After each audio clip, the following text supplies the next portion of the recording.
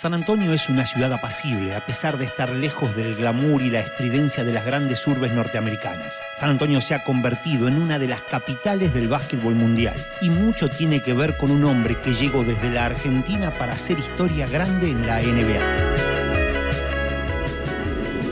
Qué lindo se ve todo de acá, cerca del aro. Cada vez más lejos del rival, cada vez más alto. Una medalla en el alma, como una puesta de sol.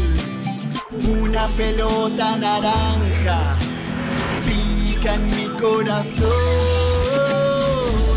Y en un segundo, cambiar el mundo. Todo puede pasar en un segundo más.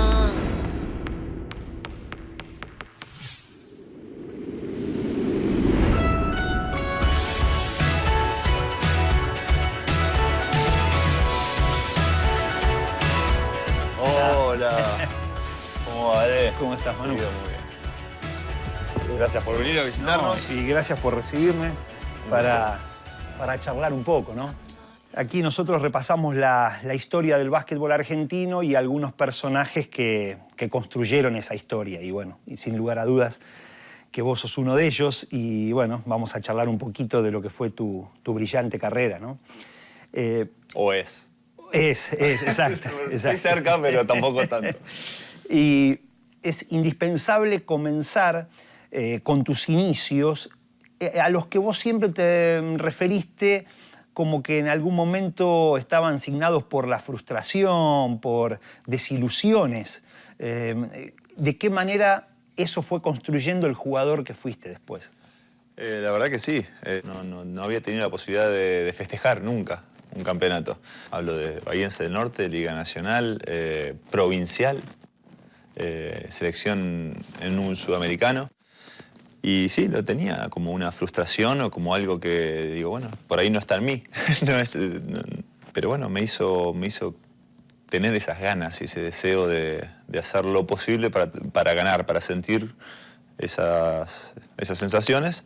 Y creo que me ayudó, ¿no?, a pelear mucho más duro por los objetivos. Manu hizo sus primeros pasos en Bahiense del Norte, un club de barrio de Bahía Blanca en el que jugaron su padre y sus hermanos, y que lo vio dar sus primeros piques a una pelota naranja. Desde la cancha, él soñaba con seguir el mismo camino, pero nadie tenía demasiadas expectativas en el menor de los Ginóbili. Él era un chico muy atrevido para jugar, con mucho desparpajo, no tenía problema de tomar decisiones, pero bueno, cuando era chico era muy chiquito físicamente, o sea, hasta los 15 años o 16, creo que no llegó al 1,70 m o estaba ahí.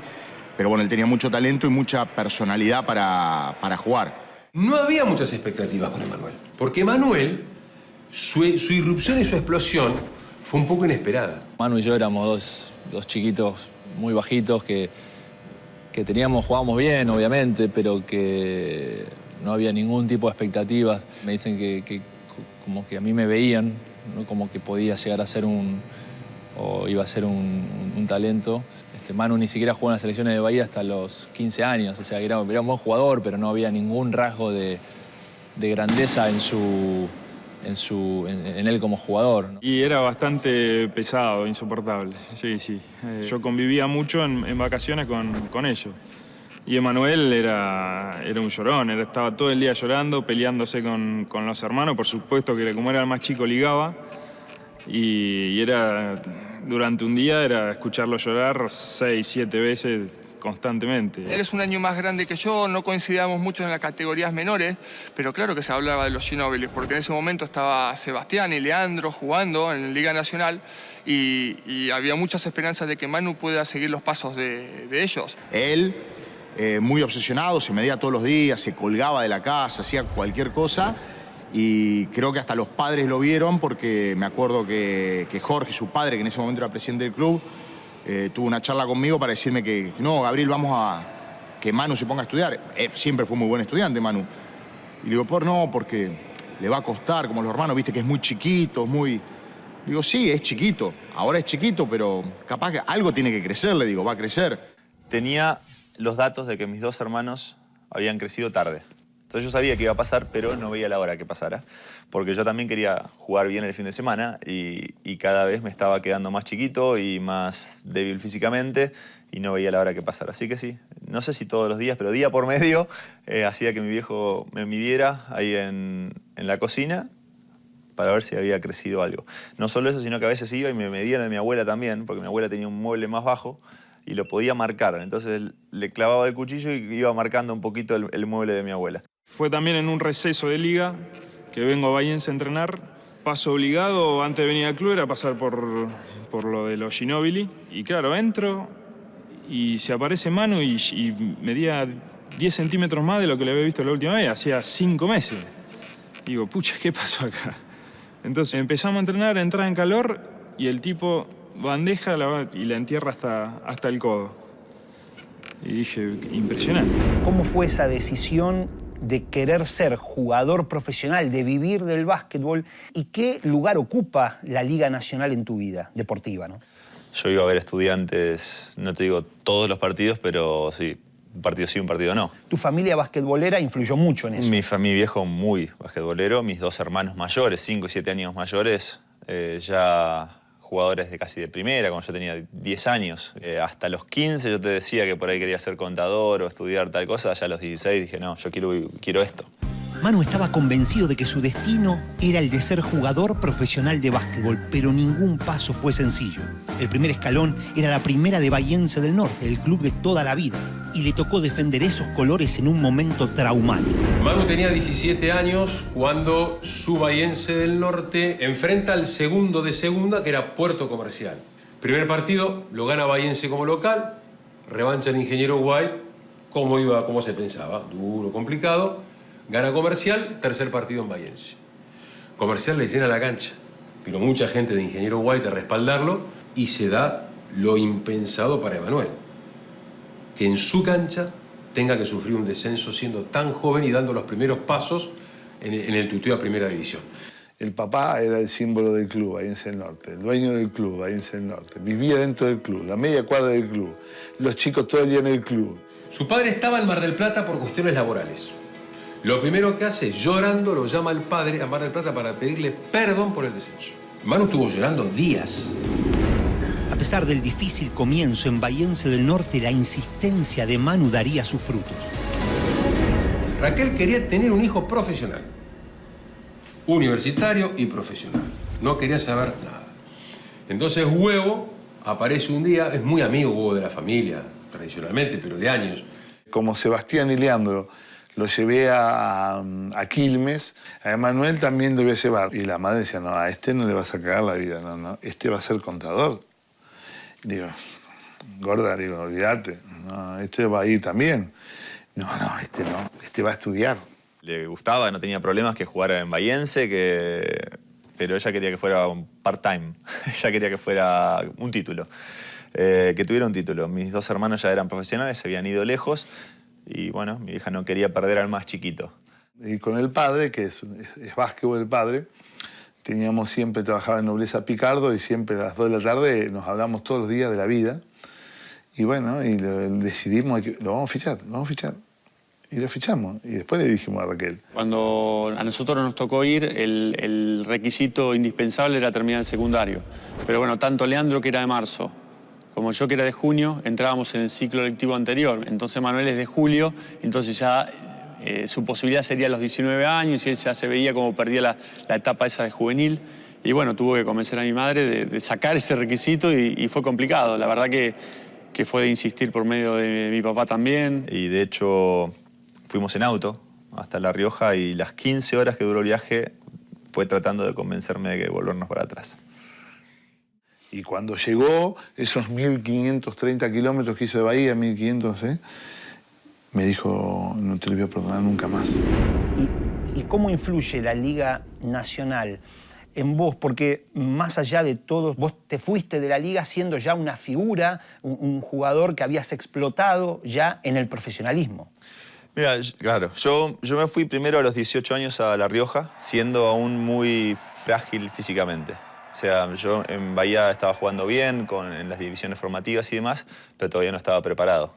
Así que el hecho de dar tantas ventajas físicamente también me ayudó en eso. Yo sabía que llegar al aro iba a pasar muy pocas veces, tenía que tirar de lejos.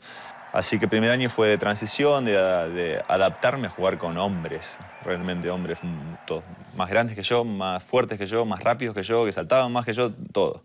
Nosotros llegamos a un equipo siendo la primera experiencia como profesionales, que muchas veces hay jugadores que llevan más años en esto y vos tenés que estar casi pidiendo permiso porque tenés que pagar el derecho de piso. Una vez nosotros fuimos a televisar un partido a La Rioja y vivían juntos Pancho Hassen y Manu Ginóbili. Y cuando llego estaba Manu Ginóbili planchándose un pantalón. Épocas de Andino de La Rioja. Bien de abajo, ¿no? Lo que se dice bien de abajo. Él iba para adelante, jugaba los partidos con una concentración terrible y eso te marca que él tenía mucho futuro en esto. Y fue elegido el mejor debutante de esa liga. Ya se notaba que era diferente. Y además ya tenía algo, porque la gente en La Rioja le pedía a Hugo que lo pusiera. Para Manduque, prueba para 3. El tercero, se clava Emanuel Ginóbili para llegar a 11. Pesaba 75 kilos cuando llegué a La Rioja. Y tenía 18 años, no es que tenía 15. Pero después, al año siguiente, cuando volví a Bahía, empecé a notar un cambio, empecé a desarrollarme, empecé a jugar mejor. Sentía que saltaba más, que todo lo que había trabajado los años anteriores estaban dando sus frutos. Después de Andino de La Rioja, Manu Ginóbili va o viene a Bahía Blanca. La posibilidad de jugar en el equipo de la ciudad.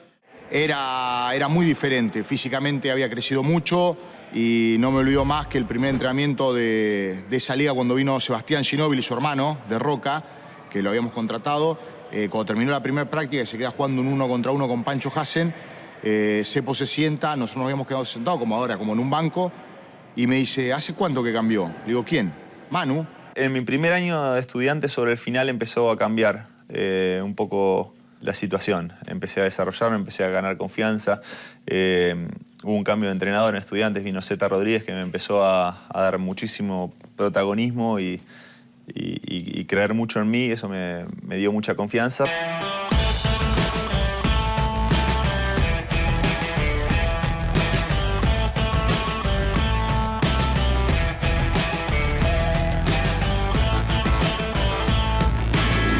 Nosotros fuimos casi un caso único, ¿no? De 3 hermanos jugando al mismo tiempo en la máxima categoría de la liga. Nosotros con Sepo, defendiendo la camiseta del Deportivo Roca, enfrentamos a Estudiantes, que jugaba Emanuel con 20 años. Y lógicamente por una cuestión de puestos me tocaba defenderlo y él a mí, y me fue bastante bien, digamos, lo dominé por una cuestión de edad, no tuve problemas en defenderlo, le hice puntos y demás, pero ese típico de hermano mayor quedó totalmente sin efecto al año siguiente.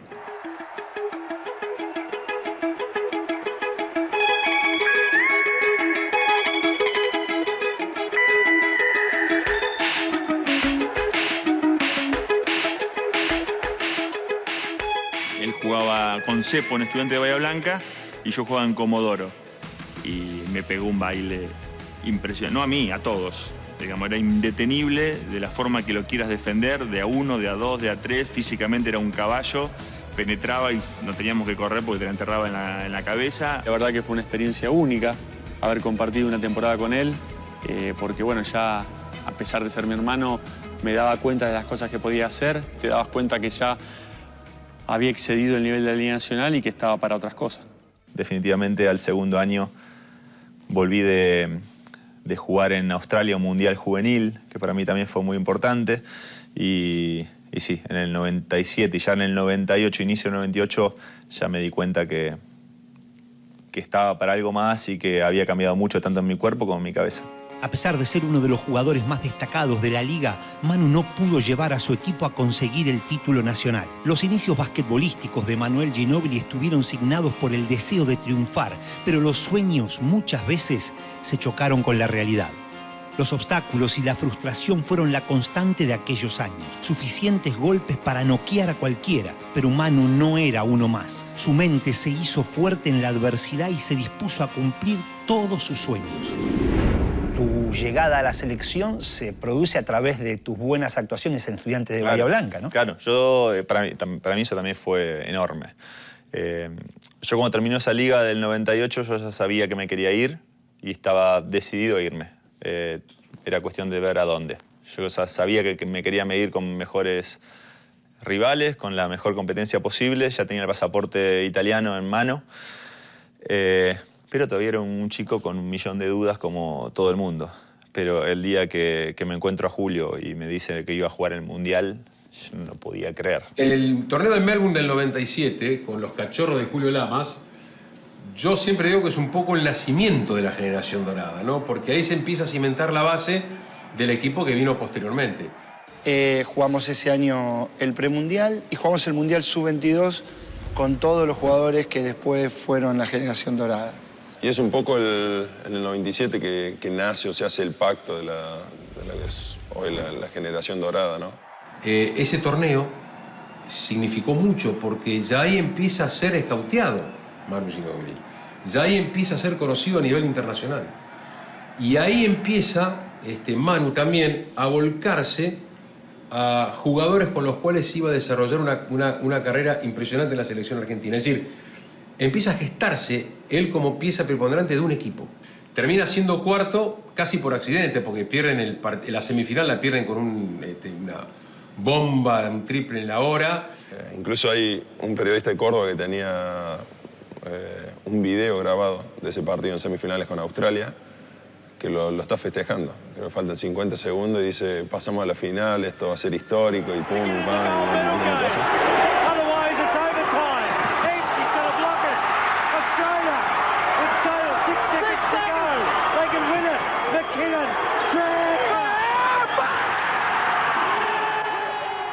Y bueno, creo que ese fue un golpe durísimo para el equipo. Creo que podríamos haber salido 1 o 2 puestos más arriba, pero bueno, no tuvimos la habilidad o la capacidad de apretar una vuelta más. Nos faltaba en ese momento un contenido físico defensivo para poder aspirar a algunos puestos más altos y no le conocíamos los defectos a los jugadores europeos que también lo tienen. Lloramos creo que toda la noche, en la calentura, y un poco después de eso, después del torneo, dijimos que nos íbamos a encontrar en la selección mayor, de cierta manera, para buscar resarcirnos de ese dolor, ¿no?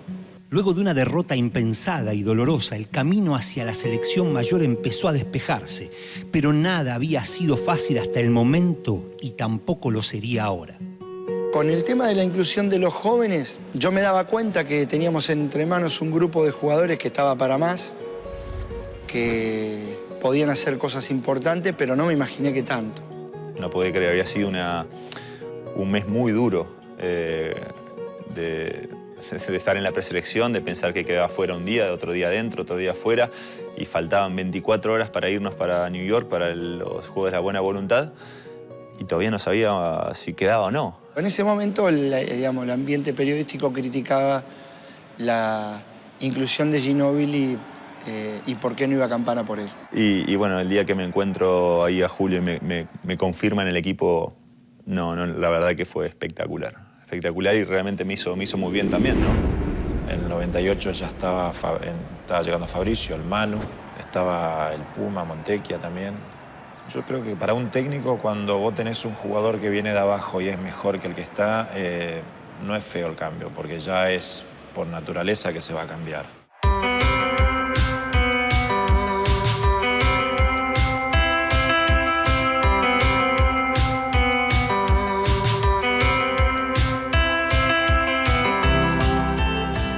Fue un torneo que bueno, fuimos irregulares. No encontramos nunca un juego pulido, ¿no? Y fallamos en los partidos claves, un partido clave con España. Así que fue un mundial raro, ¿no? No con muchas satisfacciones, pero bueno, sirvió como experiencia. Cuando terminó el torneo, Mañano era mi ayudante y nosotros como que nos preguntamos los momentos que pusimos a Pepe Sánchez y a Ginóbili, el equipo subía, pero eran tan pibes que lo fuimos haciendo para el final del torneo. No lo tendríamos que haber puesto antes, nos dimos cuenta que había algo ahí. Y en el 99 incluimos 9 jugadores de los que después fueron a Atenas y nos dimos cuenta que el equipo estaba para más. El despegue internacional tras el Mundial de Grecia comenzaba a moldear el futuro de Ginóbili. Todos sabían que esa joven promesa bahiense tenía un enorme futuro, pero para alcanzar el techo había que dar el primer paso y nadie más que Manu era consciente de que el camino recién comenzaba. Este deseo de ir a Europa era porque vos lo habías planificado, lo empezabas a planificar en tu carrera. En mi caso fue, sí, querer mejorar, querer competir con los mejores. Yo sabía que estaban los Bodiroga, que existían los Danilovic, que estaban todos los Karnićovas, pero no los había enfrentado. Entonces sí, yo quería ir ahí, soñaba con el Real Madrid, con el Barcelona, con algo así. Y bueno, tenía que hacer una escala previa. Exacto, y esa escala previa fue un equipo chico de la segunda división de Italia, el Reggio Calabria. Esto también tiene que ver con una planificación. No le apuntaste a Atenas de Córdoba en la Liga Nacional, no le apuntaste al Real Madrid o al Barcelona en Europa. Arrancaste por equipos más chicos. ¿Eso te sirvió de plataforma, de afirmarte bien para dar el salto? La realidad es que ellos no me apuntaron a mí. Ellos no me apuntaron a mí. La verdad que si el Barcelona me hubiese llamado, iba corriendo, nadando. Iba nadando. La verdad que yo no era el jugador que soy ahora. Nadie sabía que iba a ser el jugador que soy ahora y no me querían. Siempre le trazo un paralelo como fue Maradona con Nápoles. Bueno, este fue Reggio Calabria y revolucionó todo. Él asciende con el Reggio Calabria, pero más que nada, más allá de la parte del ascenso, es el ascenso de él. Manu Ginóbili jugó 2 temporadas en el Reggio Calabria, donde logró el ascenso a Primera División y realizó una exitosa campaña para un equipo modesto del sur de Italia. Pero los ojos de Europa miraban hacia la estrella argentina y el próximo escalón sería uno de los grandes del viejo continente, la Virtus Bologna. Bologna es en Italia una ciudad donde el básquetbol tiene más vuelo que el fútbol, por ejemplo. Donde el básquetbol es quizá el deporte principal de la ciudad. No era sencillo ir a una ciudad con semejante historia y poder prevalecer como hizo él. Él que siempre había luchado contra su físico, porque se veía petizo, porque se veía flaquito, de pronto en Italia él adquiere un volumen físico notable y notorio. Uno imaginaba tu llegada como jugador de complemento para acompañar una apuesta a futuro que hacía el equipo y tuviste la suerte de que la estrella del equipo, de quien vos ibas a ser suplente, que recién lo nombrabas, Danilovic, decide inesperadamente retirarse y te abre una posibilidad. ¿Y cuánto pusiste vos para aprovecharla? Y la verdad es que yo de entrada no viví el retiro de Danilovic como un golpe de suerte. Me lo decían, pero yo quería aprender del tipo, yo quería competir con el tipo y quería verlo. Había sido el mejor jugador de Europa por años, era mi posición. Yo lo quería ver, lo quería desafiar en cierto modo, para ver en qué posición estaba. Pero un entrenamiento y llaman a la conferencia de prensa, un revuelo en la ciudad, no se podía entender bien qué pasaba y bueno, por ahí lo anuncia. Así que sí, terminó siendo un golpe de suerte porque parece que estaba preparado. El paso de Emanuel Ginóbili por el Bologna significó la llegada de grandes desafíos. Frente a él se alzaba la nueva edición de la Euroliga. El equipo de Manu Ginóbili llegó a la final sin haber perdido ningún partido y ahí lo estaba esperando el poderoso Tau Cerámica de España con los argentinos Fabricio Oberto y Luis Escola. Aquella final entre el Baskonia y la Kinder, me parece, fue un poco para el básquetbol argentino como el primer gran momento para seguir. O sea, el hecho de tener a Oberto y Escola de un lado y a Manu Ginóbili del otro, me parece que hablaba a las claras de un porvenir muy venturoso que venía para el básquetbol argentino.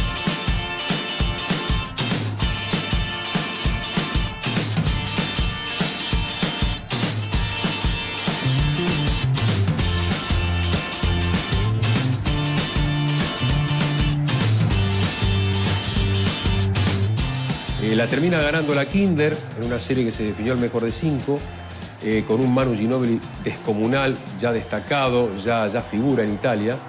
Un momento inolvidable y que tocó muy de cerca el básquetbol argentino, más allá que ha sido en la definición europea, ¿no? Ese partido 5 contra el Tau fue increíble. Ya el hecho de ganar, no me importaba más nada. Y después por ahí dicen mi nombre y como para el premio al mejor jugador, y eso no lo podía creer. Por una semana viví en un éxtasis completo, total.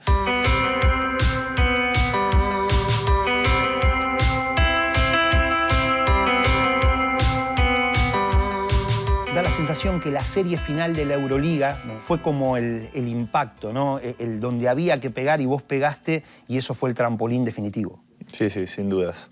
Es que en esa serie cambió mi cabeza, donde supe que realmente me había transformado en otro jugador, que había aprendido lo que necesitaba aprender, que había jugado en el lugar que quería jugar y que ya inmediatamente venía otro paso, el desafío de ir a lo siguiente, y además la ir a la NBA.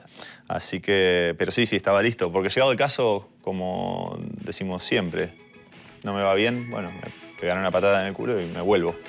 El paso de Emanuel Ginóbili por Europa fue exitoso y lo consagró como un jugador ganador y competitivo. En pocos años se llenó las manos de trofeos y medallas. Había nacido un jugador exitoso, pero aún estaba por escribirse la historia de la leyenda. Faltando 10 segundos con los puntos para atrás, el equipo sin aliento no la remontaba más. Los de enfrente son más altos que las torres de Dubái, corren para todos lados y no paran de anotar. Esto es como en la vida, defenderse y atacar. El pivot se la pasa a Manu, que logra anotar. Tienen segundo.